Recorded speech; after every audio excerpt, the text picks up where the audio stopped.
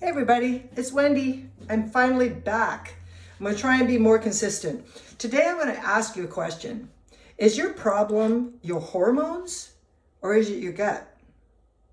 And I know it sounds overly simplistic because we all say, oh, we know everything begins in the gut. That's true, right?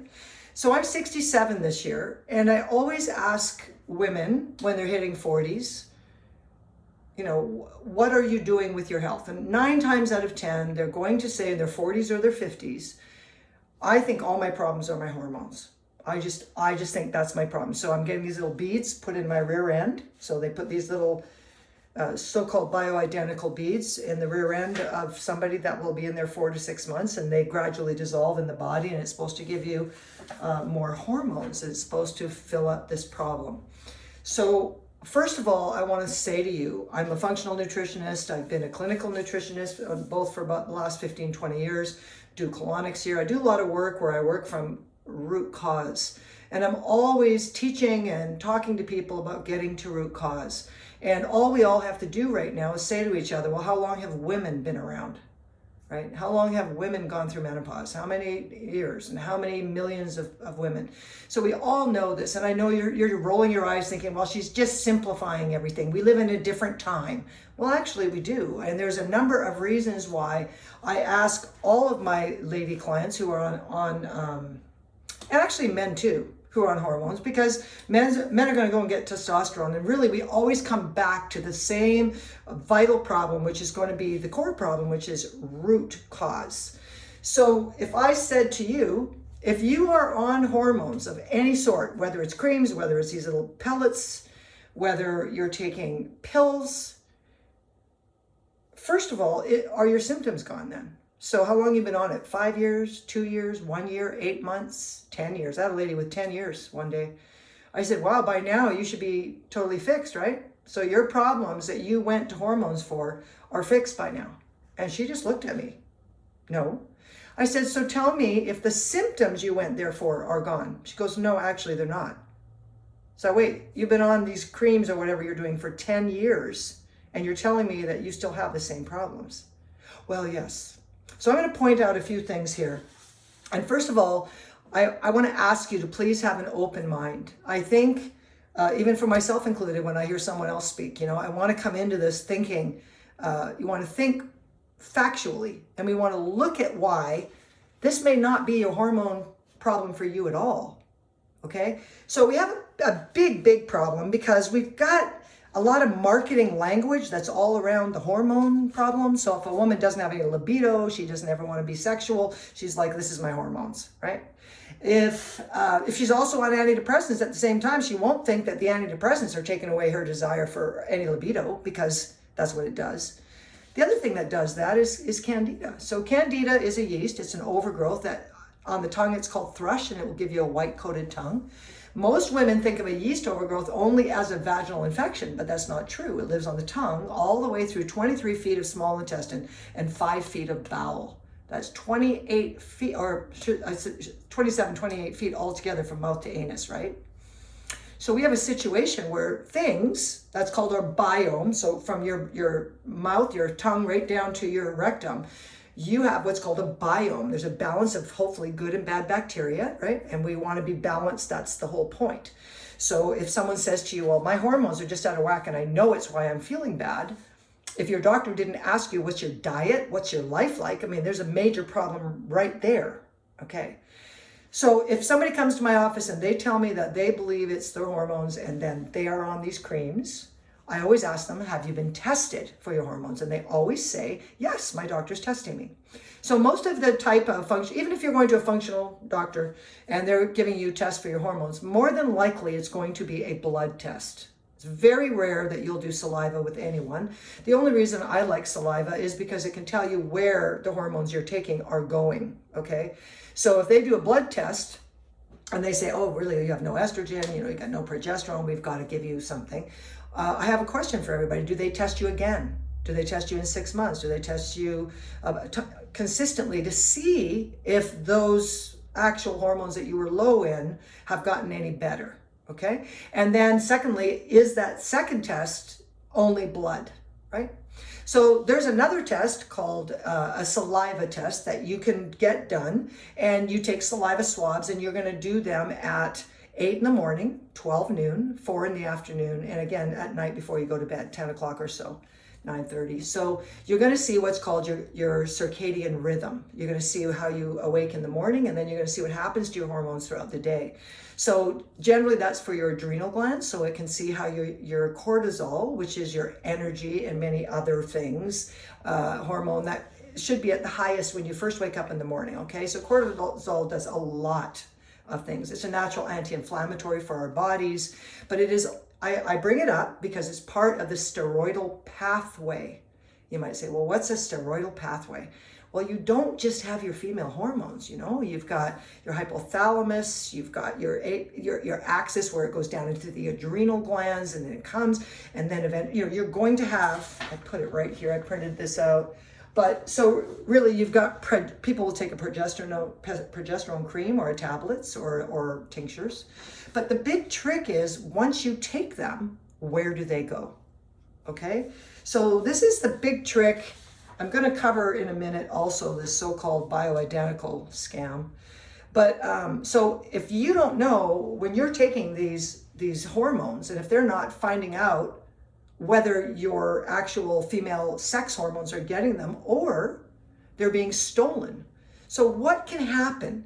Well, let's just say that you've been under stress for a long, long time, and first of all, your cortisol production will go way up, and you'll have, like you always see it on these little movies, oh, she's got a big stomach and she can't lose weight because she's got too much cortisol. For most people, that's not the only issue with that, but that's what you're going to hear about cortisol. But what can also happen is when you are under stress for long periods of time, and your body is pumping out the cortisol, and you're doing all the things you have to do, you know, you've got all these plates going, and you're just trying to keep everything going. Well, what's going to happen eventually is your body is going to stop being able to produce that much cortisol to be able to get you through this much stress. You know, the body is meant to go under a stressful situation, then come out of that and recalibrate until the next time you have a high stress situation, like running away from a bear on a camping trip, right? You need your cortisol to pump, just fill you up so you can run, get that adrenaline going. So what happens with many people in our societies today is that their cortisol stays high all the time. They're under too much stress. Maybe they're drinking a lot of caffeine, doing other things that are pumping up that release of cortisol. So what's going to happen is your adrenal glands, the cortisol production just becomes, it's just not able.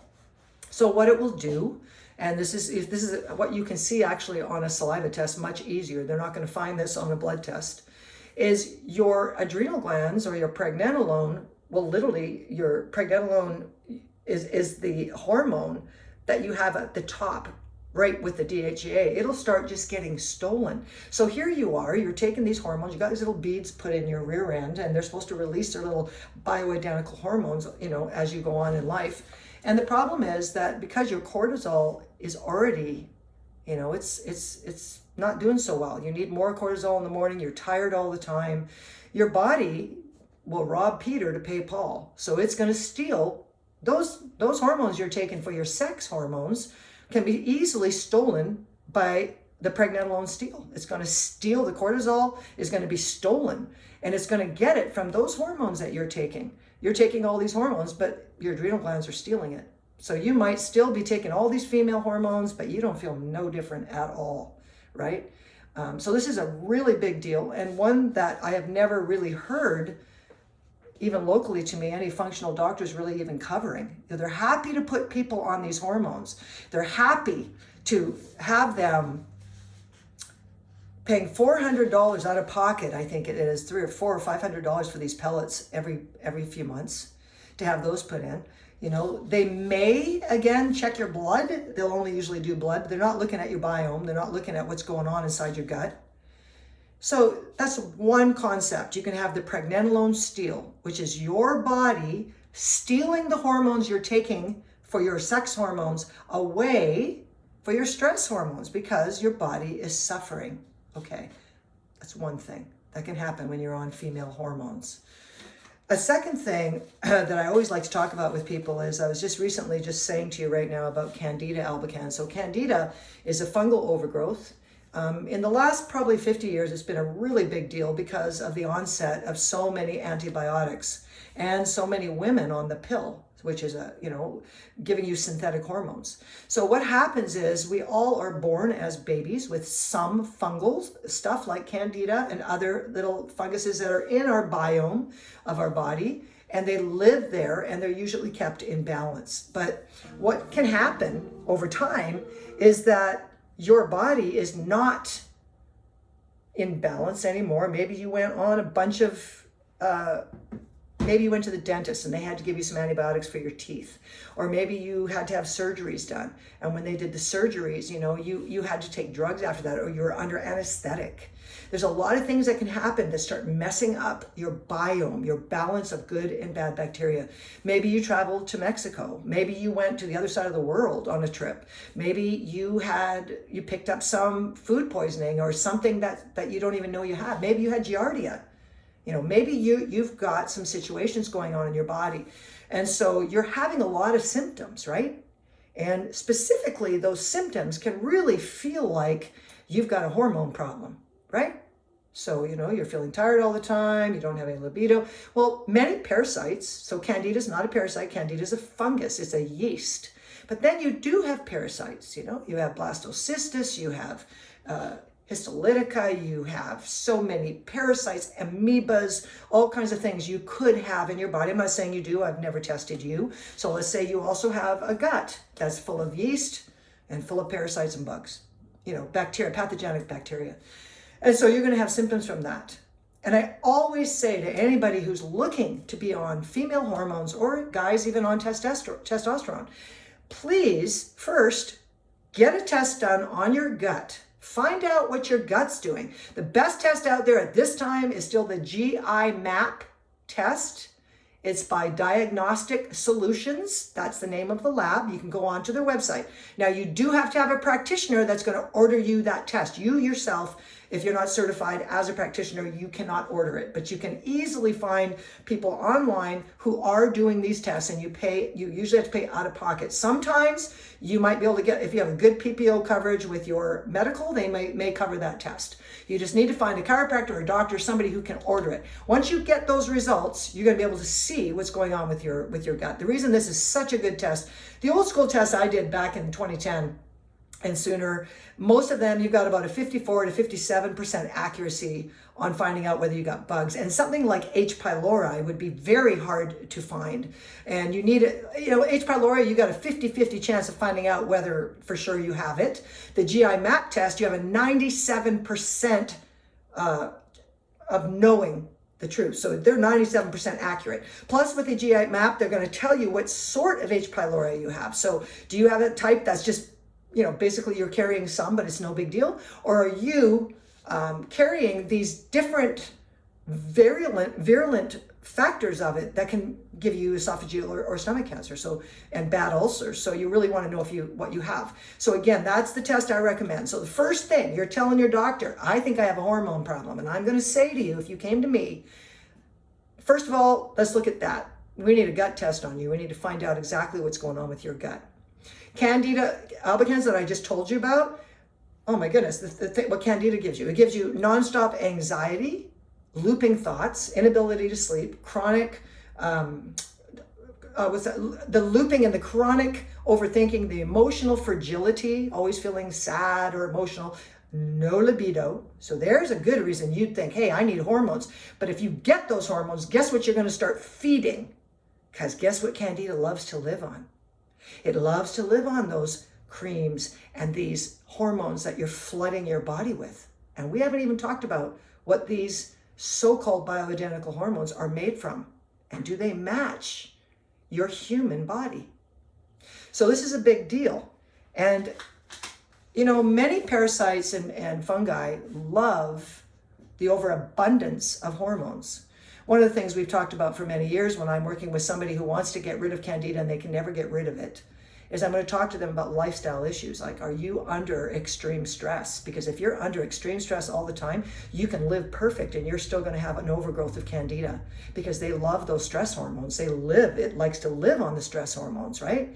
So it's not only the obvious, like, oh, I don't eat candy, I don't eat sugar, So this is what people did for years about Candida and yeast overgrowth. They would only do that. But you've got to really look at the life, and you've got to look at the biome, and you've got to look at the situation. So the things I wrote down here, I just want to kind of make sure I don't lose what I'm talking about here. Okay, so we have a situation when people start using these hormones, as I just said to you. Number one, is it a hormone problem you have?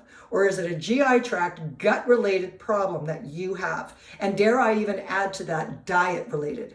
Because when I was gluten intolerant and I didn't know I was, and I was grinding my own wheat and making my own bread, I was crunchy in the 80s. I mean, I thought I was all that in a bag of chips and I'm going to eat all this great stuff, and it was killing me. So my diet, and just having that, freshly ground wheat every day with that fresh amount of gluten in it, and gliadin and amylopectin A and all these different things that were making my body go absolutely nuts. And I'm coming into perimenopause back then thinking, well, it's just got to be my hormones, right?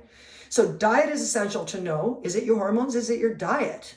Another good thing about some of the best testing out there now, Dr. Peter Osborne, the gluten doctor, does a 100% accuracy test nowadays on if you're gluten intolerant. And I tell everybody you should have that test.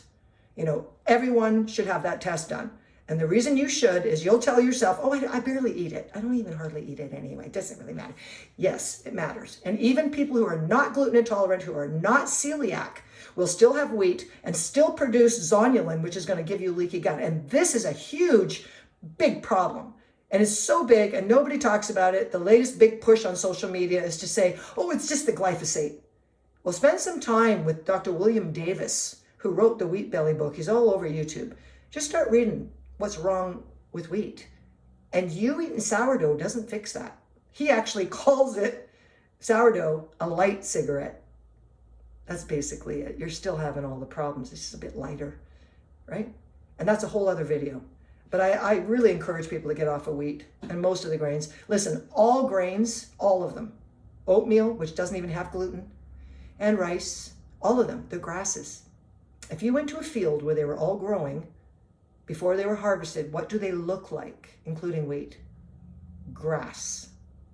The next time you cut your lawn, you need to get out there and just pick up those grass clippings and, go to town on those. Put them in your blender, maybe. You're not a grass-eating animal, right? These are seeds of grasses. We have one stomach. We do not have four. We are not a cow. We're not a ruminant animal that chews the cud, swallows it, brings it back up, and chews it again. We can't assimilate those foods. So a big problem with it, this is your hormones, I'm going to ask you about your diet. Second thing I'm going to ask you is, do you have a big gut problem? Are you loaded with parasites, bacteria, and especially fungal overgrowth? Because Candida will literally steal the hormones that you're taking and steal them and not even let them get to the receptors. It can live on that. So I just want to quickly go over what these are made of, and I think it's important that you understand this terminology. What do we call these hormones? Bioavailable. This is what I hear as a practitioner all the time. I'm taking, bioidentical, bioavailable. And so it's kind of a catchphrase. It's very, very prevalent amongst natural health, natural-minded people. So they're thinking, I don't do that terrible stuff in the pharmacies. I'm doing bioidentical. So let's talk about that. Okay, it's half-truths to say that, and it's marketed to you. So you have to always remember this, okay? So on paper, bioidentical means a molecule identical to endogenous human hormones. That means endogenous, made within our own bodies. This is identical to what we make. That's what we're told, correct? In reality, many so-called bioidentical preparations, which are pellets, creams, or compounded hormones, come from plant sterols, extracted from wild yam or soy. I'm going to do another video on soy. I did an article on my Substack on soy and soy-derived supplements, especially for K2 if you're taking something like natto.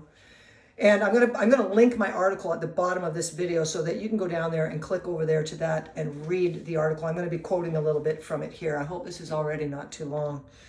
Okay, so chemically, they modify this yam or soy plant sterol into human-like hormones in a lab, okay?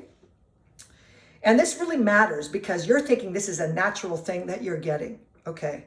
So let's see what happens. Plant sterols resemble cholesterol structurally, but human enzymes cannot convert them, okay? So this means that these estrogen plant sterols are really a plant. Are you a plant? This is one of the hardest things for my clients to really understand when I ask them if they eat, if they say, I eat plant-based. Okay, what are you? Well, technically I'm a mammal, right? Right? So the problem is you're not a plant. And so we're going to be taking these chemically modified plant sterols and we're going to put them on your skin. Now, number one, your skin, after you've used this even a month, is going to, you're basically going through your skin into your tissues, into your lymph system. And when I do lab testing on people and I test their liver, we're finding a lot of exogenous hormones there. That means you're carrying an awful lot of these creams and these pellets overload in your body for years and years and years after you've taken this. So if you did creams 3 or 5 years ago and then you decided to do it again, you probably already had a lot of residual that was already in you. Okay? And they don't test. And the problem is they need to be testing what's already in the body, because when they find huge amounts of exogenous is not endogenous. Exogenous means it's coming from outside your body or using a cream.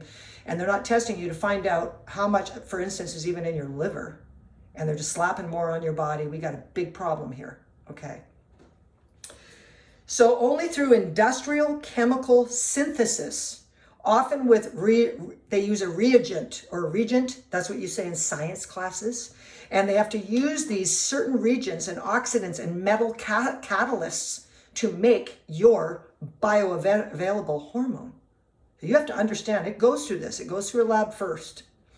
And so these are changed, these molecules are chemically then changed. So you're not just, go buy some wild yam and slap it on your body. You want more natural, and even then, I'm sorry to say, it's not going to do anything for you. It's like this craze that we're in. Anyway, I don't even take any soy. There's lots of reasons for that. I'll do another video on, but soy is just really not digestible at all. The only way that Asian people really use a lot of it is after it's already been fermented. So you've got miso and you have, natto and different things that they ferment and then they eat soy. This raw soy thing is giving the body high plant sterols. And if you carry the breast cancer gene, I've had breast cancer, I have all those genes. I didn't do chemo radiation, I didn't get my boobs removed or nothing, but I'm always very sensitive and very careful about what type of estrogens, even flax seeds for women that do a lot of flax. I tell them all the time, that's high in omega-6. I would not do that, you're looking at sterols. Plant estrogens are not good for humans, and they build up in our bodies. I know, by now you're screaming at me. And I haven't even talked really yet what it's done to your liver, but I'm going to get into that. This hopefully isn't going to be too long. Okay, so the raw extract in a cream, in one of your progesterone creams, is not producing hormones in your body. Any activity it has is from phytoestrogens instead, which are plant estrogens binding to your estrogen receptors weakly and unevenly. So think of this. Your body isn't taking this cream or these little pellets and turning them into your body making more hormones. And isn't that what you're trying to do? You're putting all this stuff on your body. It's not making hormones. It's binding to the receptors.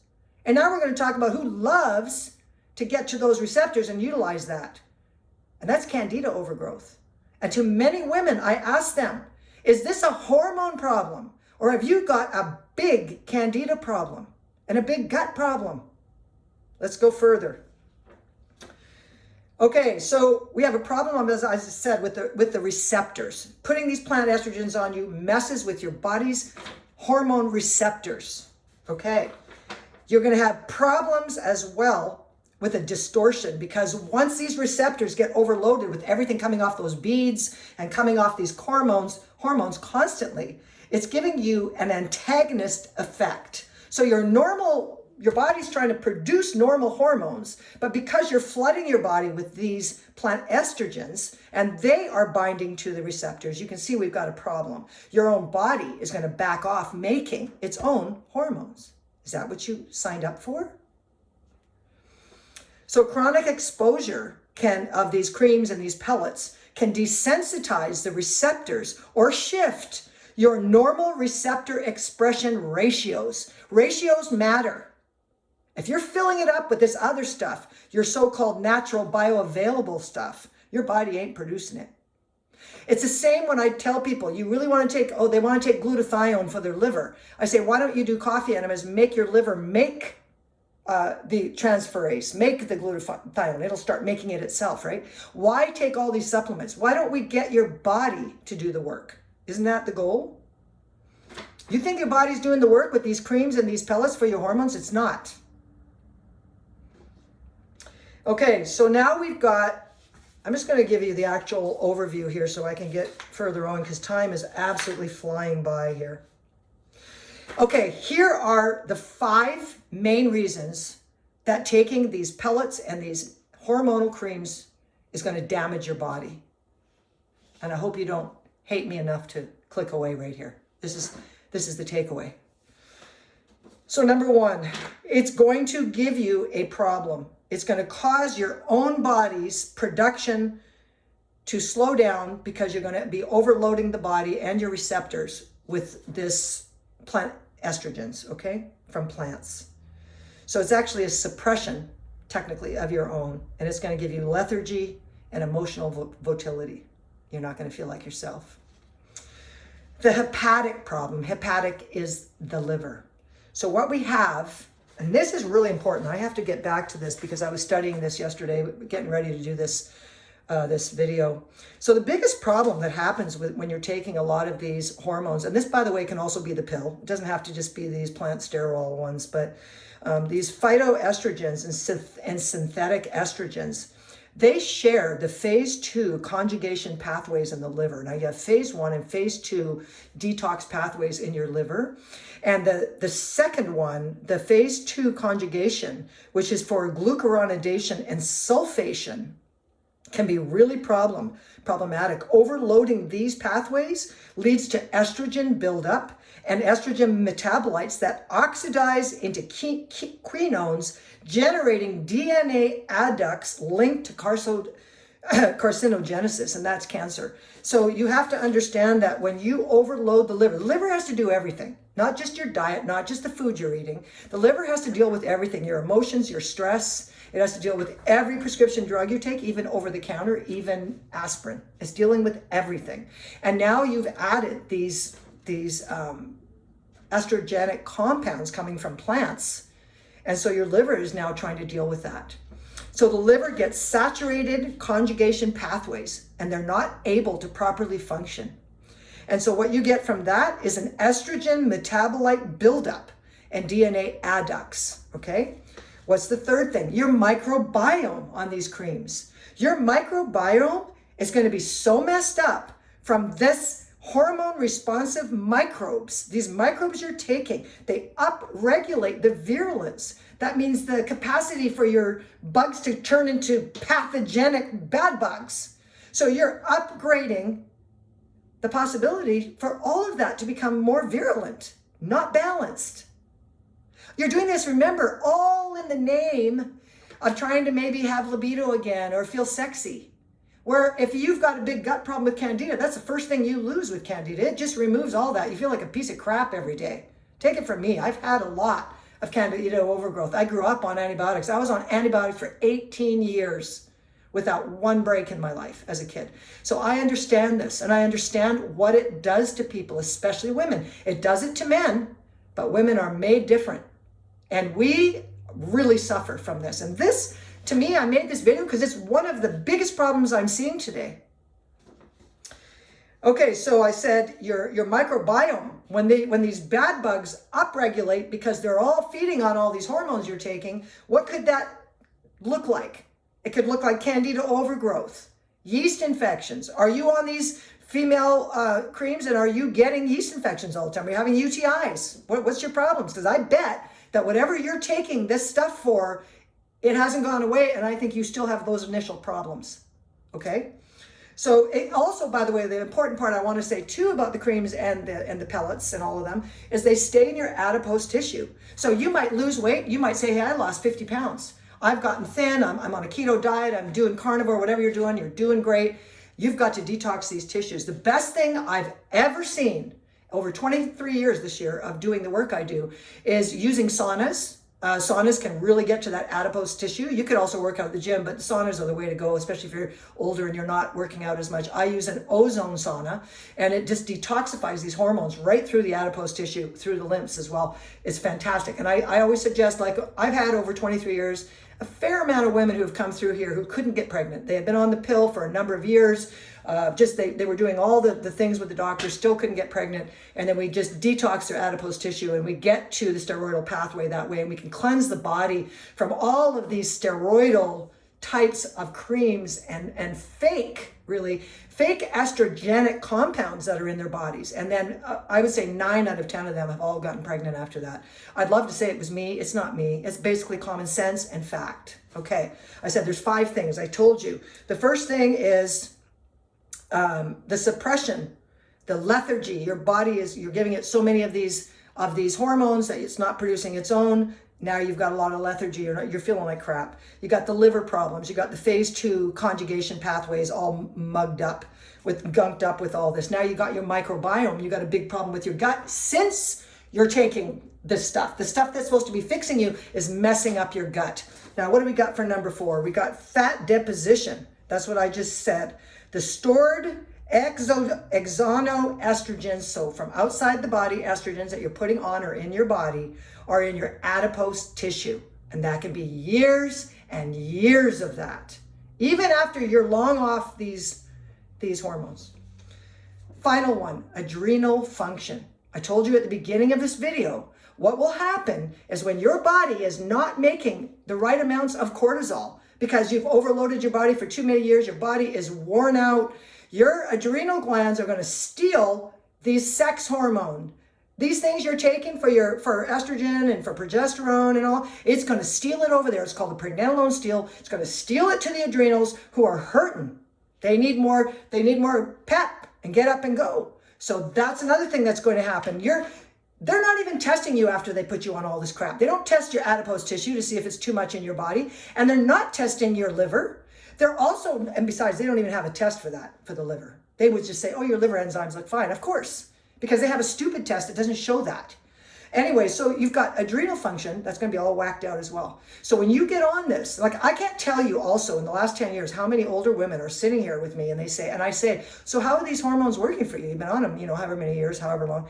And they always have this blank look and they go, well, I don't know. I mean, I go to the doctor every, however many months and that's what I do. But how are you feeling? Well, and they'd say, I don't know. I don't know.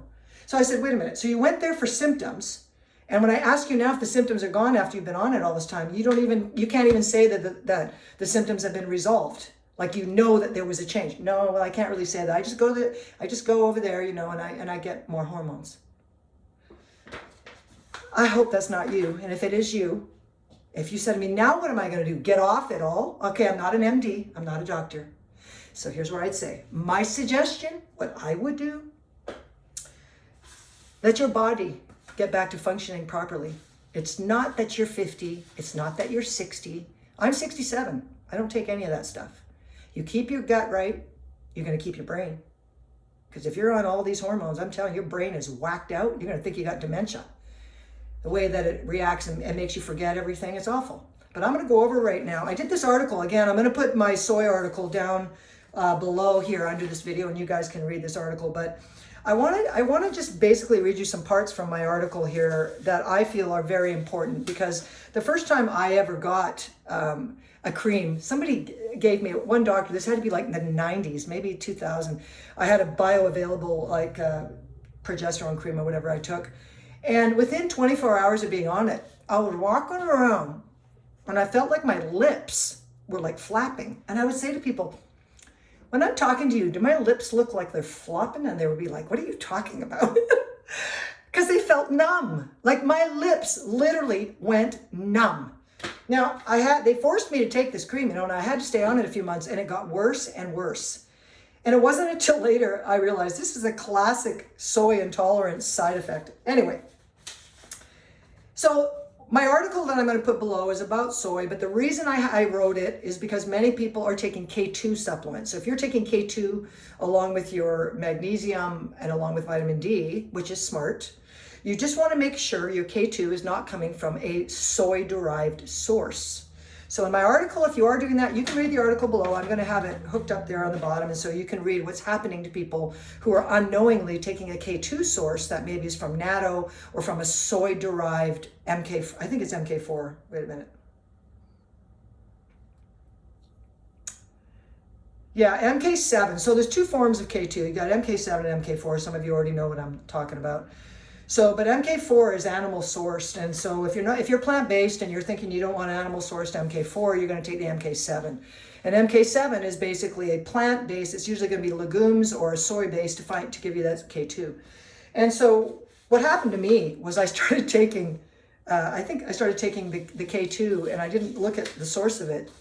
And this was just recent. And I told you that the numb lips thing was back in 1999, and I took this. I took this K2 like a year ago, and I'm walking around my house.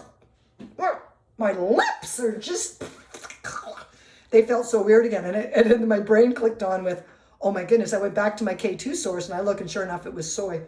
So you have to be careful about soy sources because almost everybody is utilizing this if they're on a plant-based diet. And I'm going to do another video on all the clients over the years and the soy-based problems we have with being able to go to the bathroom. And the amount of gas you will have and the bloating of your stomach and the inability you'll just be releasing gas all day, or your gas will be way up here high. You never get rid of it. Yeah. Okay, so let's just say you're taking a cream or you have the pellets in your rear end or wherever on your body, and they are for your hormones right now. I'm just going to give you a quick overview here on what you could be feeling if you are allergic to it. I always have to bring this up because you not only have the Candida problem, the liver problem, the adrenal problem, the biome problem of your gut, you've got this other potential problem. And this is, if you have a soy allergy, this is what you may experience on these bioidentical hormones. Symptoms may range from mild to severe and include abdominal pain, diarrhea, varying with constipation, either way, nausea, vomiting, brain fog, runny nose, wheezing or trouble breathing, itchy mouth, swollen lips, like I talked about, skin reactions including hives and rashes, itching and swelling, and in the rarest of cases, you can get anaphylactic shock, but that's highly rare with soy. But it could happen, I guess, for a susceptible individual. I also want to tell you that, certain times when you're taking these plant estrogens, you can definitely affect other aspects of your body. And this could be not only just the health of your biome, but your ability, if it produces leaky gut from the cream, now you're not going to be assimilating your minerals, you're not going to be feeling well, you're going to have a lot of problems. So I hope with this video, I'm going to do more, but I wanted to go over, basically, is it your hormones? Are you sure that your problem is your hormones? And before you get that latest doctor that everybody and all your friends are telling you about, or somebody is on social media saying, please look at these reasons why you don't want to take that. Okay? And we'll talk to you later.